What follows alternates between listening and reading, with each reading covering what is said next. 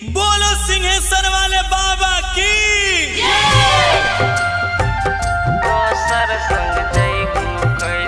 Singing by Ramesh दीवाना।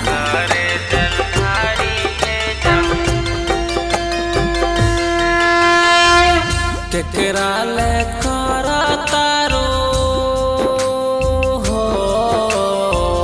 केकरा ले करा तारू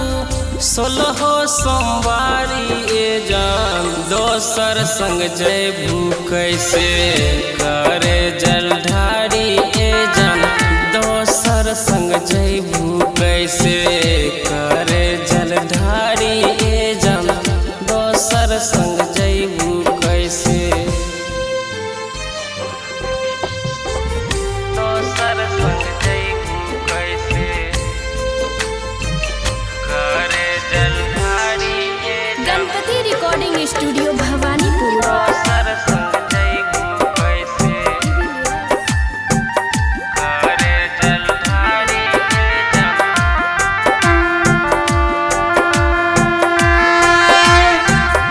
जोरे जुगनिया तब तू हमरा ठोकरैले दोसरे के खातिर अपन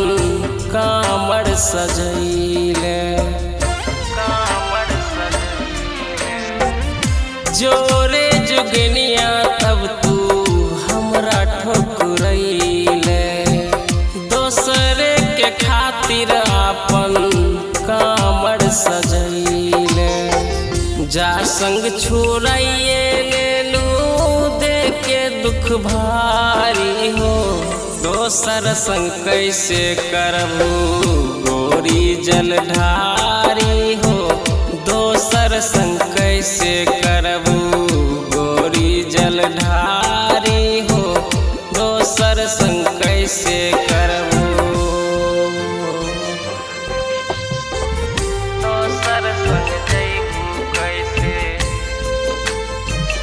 करे जलधारी ए गणपति रिकॉर्डिंग स्टूडियो भवानीपुर। दोसर संग जैबू कैसे करे जलधारी